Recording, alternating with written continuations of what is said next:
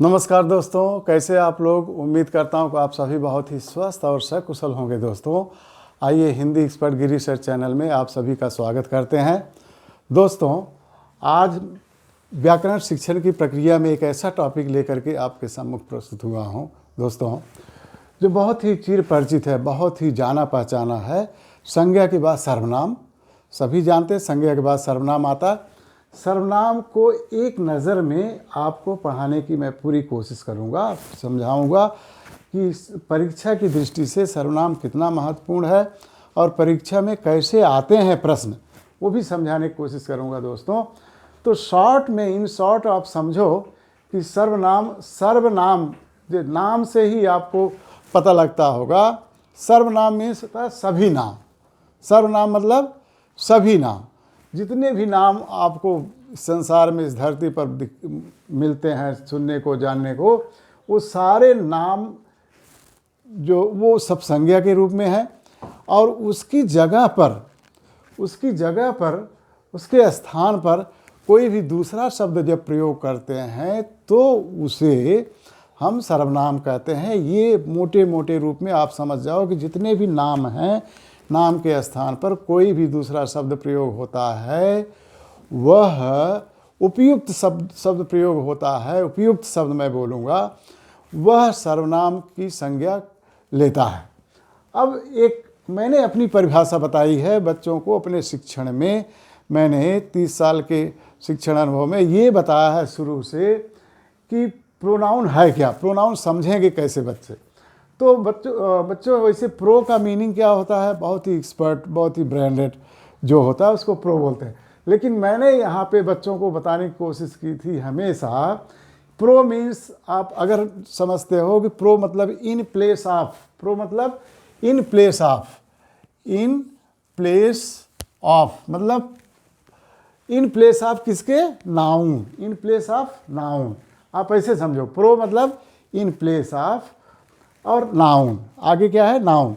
In place of noun whatever words are used that is called pronoun. मतलब कि जो भी noun की जगह पर, संज्ञा की जगह पर जो भी शब्द प्रयोग में आते हैं उन्हें हम सर्वनाम कहते हैं। Is it clear to all of you? हमको लगता है कि आप सभी को एकदम समझ में आ गया होगा। कुछ घबराने की ज़रूरत नहीं है, बस आप ये समझो कि जितने भी नाम है उसमें कोई भी उपयुक्त नाम अगर आता है, उपयुक्त नाम आता है तो वो स्थान में प्रयोग होता है उस नाम के स्थान पर, तो उसे हम सर्वनाम कहते हैं। सर्वनाम की परिभाषा एकदम क्लियर हो गई होगी दोस्तों। मोटे मोटे रूप में सर्वनाम 11 प्रकार के होते हैं। कितने प्रकार के? 11 प्रकार के होते हैं। अब आप आइए हम समझें कि सर्वनाम के होते हैं प्रकार कितने होते हैं। सर्वनाम के प्रकार हैं दोस्तों 6 प्रकार। कितने प्रकार हैं? 6 प्रकार। मैं यहाँ पे एकदम स्पष्ट लिख दिया हूँ। सर्वनाम के 6 प्रकार हैं। आप पेंसिल नोटबुक लेकर के इसको नोट करते जाइए। ये बहुत ही शॉर्ट में पूरी समरी जो है 4-5 पेज की समरी आपको मैं यहाँ पे बस एक पेज में ही आपका पूरा नोट तैयार हो जाएगा। सर्वनाम चाहे प्राइमरी के बच्चों के लिए, चाहे सेकेंडरी के बच्चों के लिए, सीनियर सेकेंडरी बच्चों के लिए सर्वनाम जरूर प्रयोग में आता है। तो प्राइमरी के बच्चे भी इसे अच्छे से समझ सकते हैं, पढ़ सकते हैं, लिख सकते हैं। तो दोस्तों आइए हम समझें कि 6 प्रकार कौन से हैं। 6 प्रकार है दोस्तों। पहला है निश्चयवाचक।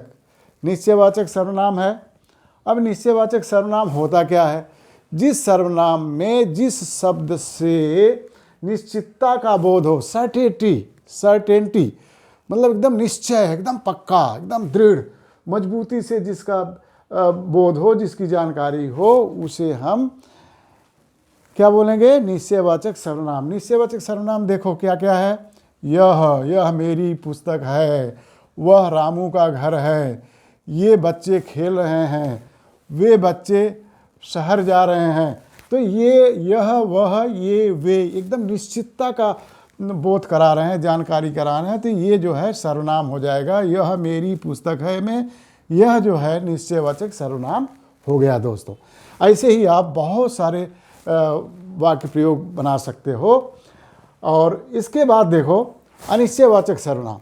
अनिश्चय मतलब जो निश्चय ना हो, पहले तो निश्चयवाचक सर्वनाम हो गया, इसके बाद अनिश्चयवाचक सर्वनाम, जिस शब्द से अनिश्चितता का बोध हो, अनसर्टेनिटी, जिसको इंग्लिश में हम बोलते थे अनसर्टेनिटी, मतलब डाउट हो, भ्रम हो, इल्यूजन हो, तो ऐसे अनिश्चितता का जिसमें पता लगे उसे हम अनिश्चयवाचक सर्वनाम कहते हैं। जैसे शब्द है दोस्तों, कोई हमारे घर आने वाला है, दाल में कुछ पड़ा है, दूध में कुछ न कुछ पड़ा हुआ है, काला दिखाई दे रहा है। तो ऐसा जो कोई कुछ, मतलब पता ना हो कि क्या है, कौन आने वाला, किस दरवाजे पर कोई आया, पता नहीं है, तो इससे अनिश्चितता का बोध हो रहा है, तो ये अनिश्चयवाचक सर्वनाम होगा।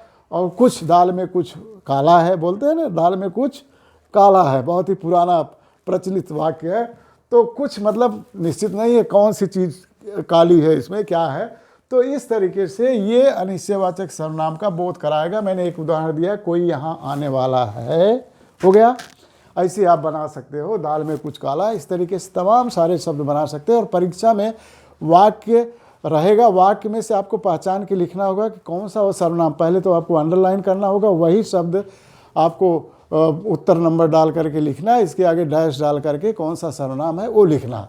अब देखो दोस्तों, तीसरा है प्रश्नवाचक सर्वनाम।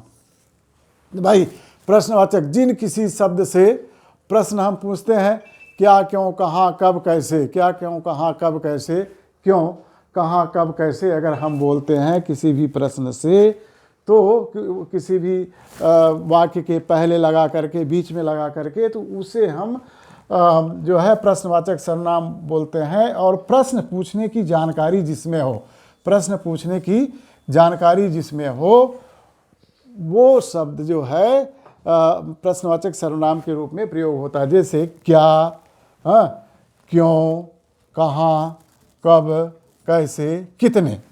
भाई रामू, तुम कहाँ जा रहे हो, तुम्हारा नाम क्या है, वे कब आएंगे, यह काम कैसे होगा, कितने परीक्षार्थी थे क्लास में। तो ये तमाम सारे जो शब्द हैं वो प्रश्नवाचक का बोध करा रहा है, इसलिए जो है ये प्रश्नवाचक सर्वनाम होगा। अब देखो दोस्तों, चौथा है संबंधवाचक सर्वनाम। संबंध होने का बोध हो, जिस शब्द से संज्ञा से संबंध का बोध हो, तो वो संबंध वाचक सर्वनाम होगा। लेकिन इसमें एक बात बहुत ध्यान देने की है कि पहला वाक्य दूसरे पर आश्रित होता है। बाकी ये तीनों जो मैंने बताया, इसमें पहला दूसरा वाक्य से कुछ नहीं होगा, लेकिन इसमें पहला वाक्य दूसरे पर आश्रित होता है। ध्यान देना, पहला वाक्य जो है वो दूसरे पर आश्रित होता है। जैसे, जैसी करनी वैसी भरनी, लोग बोलते हैं जैसी करनी वैसी भरनी। जैसा देश वैसा बेस, तो पहला वाक्य देखो, जैसा देश ये पहला वाक्य है, और दूसरा वाक्य क्या है, वैसा बेस। वैसा बेस बोलेंगे तो जाहिर सी बात है पहला इसके पहले कुछ है, या पहले बोल दिया जैसा देश, जाहिर सी बात है उसके आगे दूसरा कुछ है। तो जिसकी, और इसमें शब्द क्या क्या आते हैं दोस्तों, ध्यान देना, जिसकी, जो, सो, जिसका, उसका, जैसा, वैसा, जिनकी, जिनका, ऐसे तमाम सारे शब्द आते हैं जो संबंधवाचक सर्वनाम का बोध कराते हैं। ध्यान देना।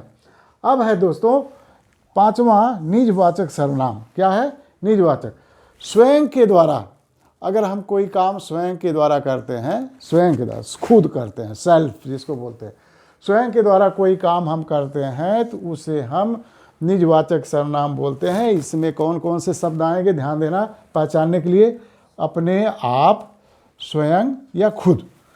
अब इसमें देखो, बिना किसी मदद के अगर कोई हम काम करते हैं, स्वयं काम करते हैं, तो उसमें जो शब्द प्रयुक्त होगा उसे हम सर्वनाम कहेंगे, निजवाचक सर्वनाम। जैसे मैं अपने आप मास्को चला गया, मैं अपने आप मास्को, रसिया जाना था मुझे, तो मैं अपने आप मास्को चला गया, अकेला चला गया, बिना किसी के मदद के। तो ये हो गया अपने आप, मतलब स्वयं जाना, स्वयं जाना। अब देखो लास्ट जो है अंतिम पुरुषवाचक सर्वनाम है। एक्चुअली ग्रामर पुस्तक में, व्याकरण पुस्तक में कहीं कहीं पुरुषवाचक सर्वनाम पहले डालते हैं, पहला भेद डालते हैं। मैंने यहाँ अंत में इसलिए डाला ताकि आप लोगों को अच्छे से समझ में आ जाए। पुरुषवाचक सर्वनाम में दोस्तों 3 भेद होते हैं, उत्तम पुरुष, मध्यम पुरुष और अन्य पुरुष। क्या क्या?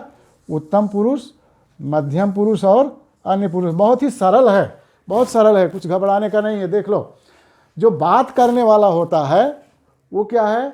उत्तम पुरुष। जैसे मैं, मेरा, मेरी, हम, हमारा, हमारी। मैं, मेरा, मेरी, हम, हमारा, हमारी।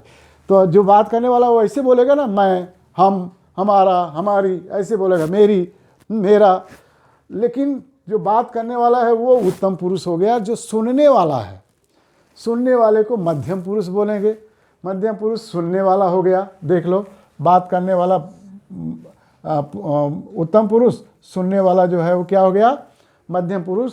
इसका जो शब्द है दोस्तों, ये देखो, जैसे इसमें तुम, तुम्हारा, तुम्हारी, आप, तुमसे।